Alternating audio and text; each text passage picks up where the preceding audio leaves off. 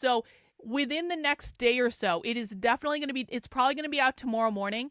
If you are a member of the Red Menace Collective, what that means is if you are a paying supporter, one of the people that has funded the work I'm doing to write these books, which is over at redmenacecollective.substack.com. You can also just go to redmenacecollective.com and you'll find links over here and you'll find other resources and stuff like that. But basically, the people who are the paying supporters on this Substack, you guys are the ones that fund my ability to spend time writing these books. This is a standalone Substack. It is not to be confused with karlyn.substack.com. It's a completely different thing. You have to be a member on this.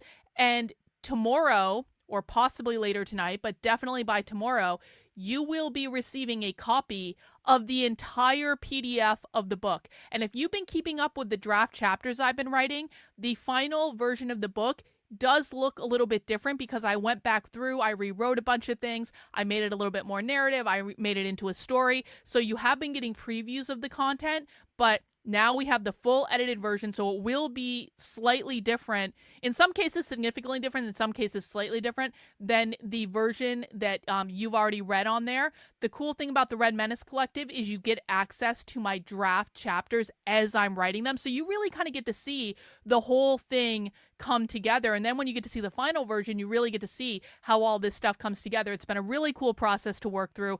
And I really do appreciate everyone who supports my work on the Red Menace Collective to be able to do this sort of thing. So I thought we could do two things before we get into our video. I thought I could read you the introduction to A Brief History of Racism. And then I thought I could read you the epilogue that I literally just wrote last night. And that's the cool thing, again, about self-publishing, because I get to make changes up until the very end before I decide to go and live with it. So do you guys want to hear the introduction and the epilogue?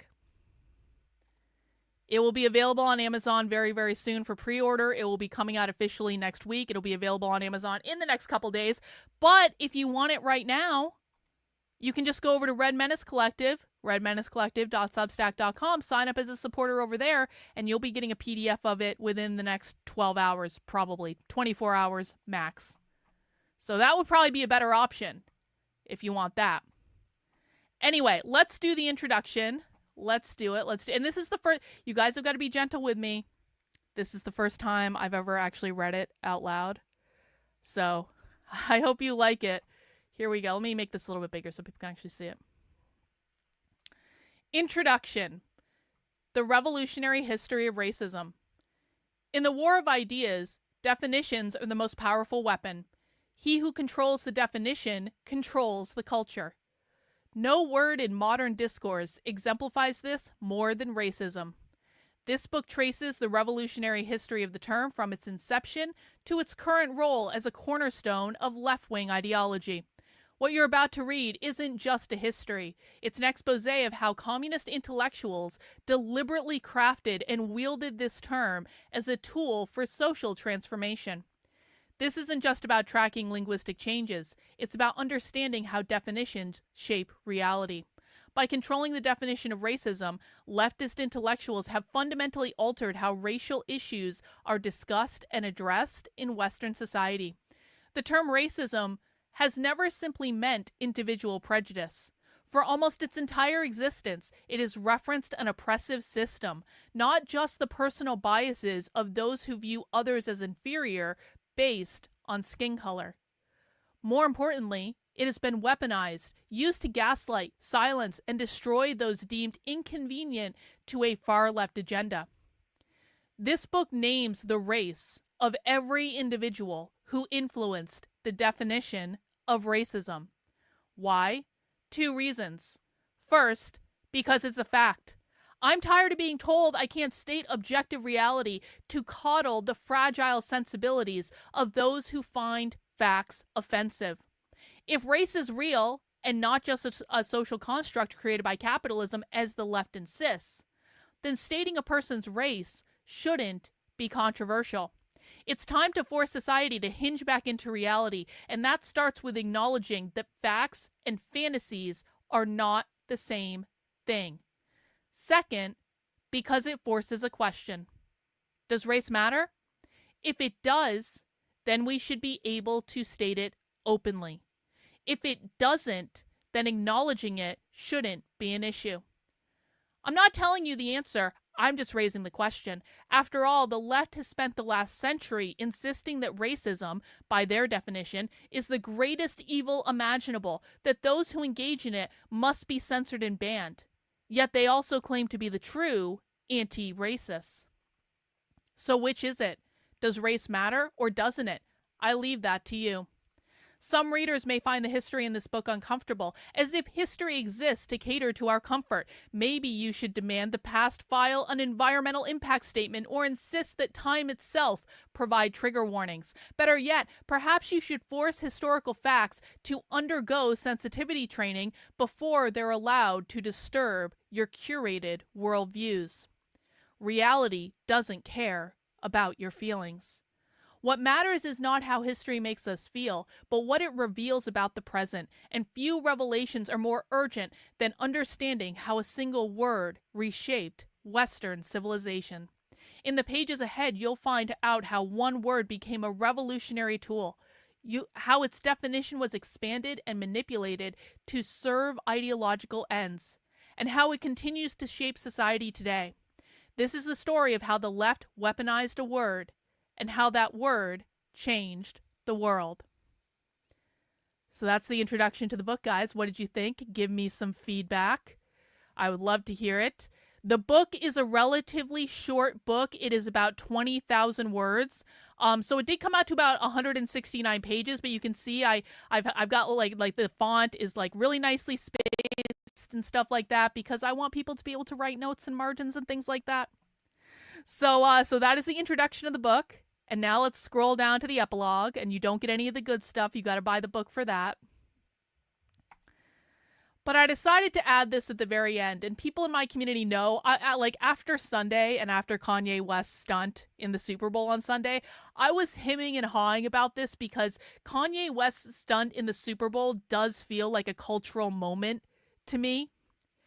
And so, but I wanted to make sure it tied back into the book. I didn't just want to insert something on the end saying, hey, this crazy thing happened. But I do think that what Kanye West in the Super Bowl, what he did with that was he was making a larger cultural commentary about what was going on. And so I think I found a balance to be able to add the epilogue in. And so I literally wrote this last night. And so this is the first time I'm sharing this with anyone. I'm a little nervous, but you guys we'll see. Okay, so here's the epilogue for the book. Epilogue. The Super Bowl swastika shirt. In an era where outrage fuels profits, where the currency of cultural warfare is controversy, and where the very definition of racism has been weaponized, it was only a matter of time before someone took the entire game and flipped it on its head. Enter Ye, the artist formerly known as Kanye West, the undisputed master of media manipulation, who executed what may go down as the most audacious troll in history, hijacking the Super Bowl in 2025 by selling a swastika t-shirt. For decades, the far left has redefined and expanded the boundaries of racism to include systemic power, implicit bias, and even silence as complicity. The entire framework of modern racial discourse, as outlined in this book, has been carefully crafted to control language, dictate public morality, and punish ideological dissent. Ye understood this better than anyone. And so, he did what only he can do. He exposed the absurdity of it all by forcing the conversation to its logical breaking point. Ye purchased a 30-second Super Bowl ad, reportedly spending $7 million, and filmed it in the most unpolished way possible, on his iPhone while sitting in a dentist chair. In the ad, he simply told viewers to visit Yeezy.com. Upon arrival, visitors found all the merchandise had been removed from the site, except for a single item: a plain white t-shirt with a giant black swastika. The marketing stunt, devoid of flashy production or grand messaging, relied purely on the shock factor and the cultural discourse to drive engagement, ensuring that his actions dominated social media conversations during one of the most watched events of the year. The reactions were predictable. Media outlets declared the move a new low. Activist group called for boycotts. Social media melted down. Shopify even canceled his store, removing it entirely from the internet. And yet, through the hysteria, one undeniable truth emerged.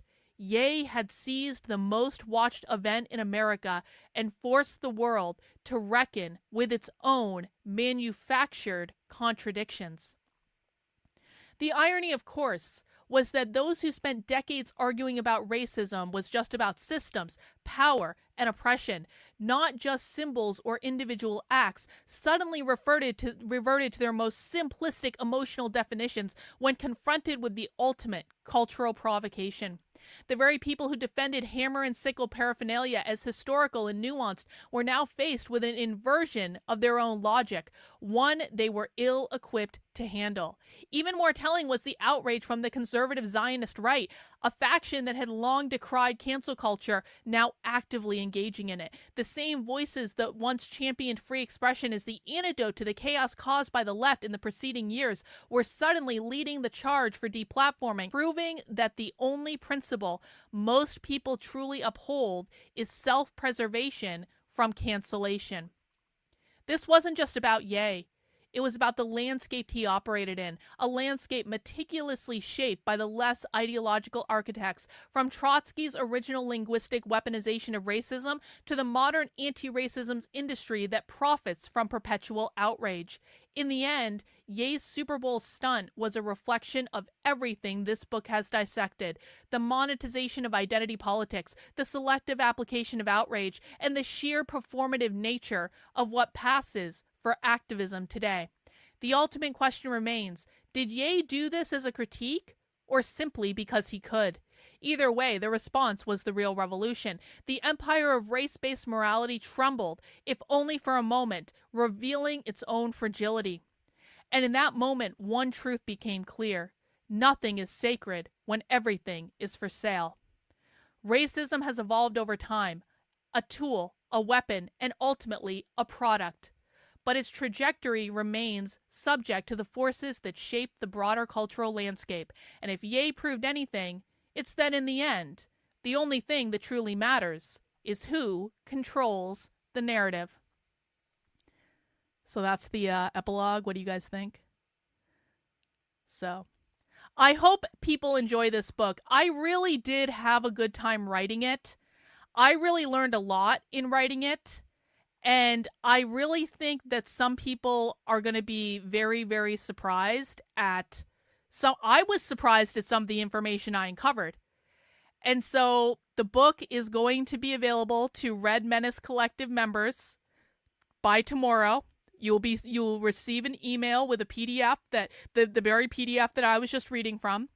And then starting next week, fingers crossed on Tuesday, it's scheduled for Tuesday, the book will be available on Amazon as a paperback. It will also be available as a digital copy. You're going to be able to get your pre-orders in the next couple days. I didn't want to do a long pre-order period just because I just want the book out there. I want it done.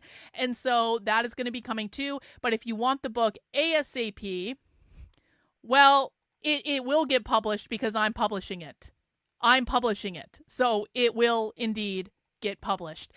So if you want the book ASAP, head over to redmenacecollective.substack.com, sign up as a member. This is $10 a month, $100 a year, and you guys are funding the books that I'm working on. We're going to go back to the re-education book next, which I should have been working on, but I took a little detour to do this, and I'm glad that I did. Honestly, it's all part of the creative process.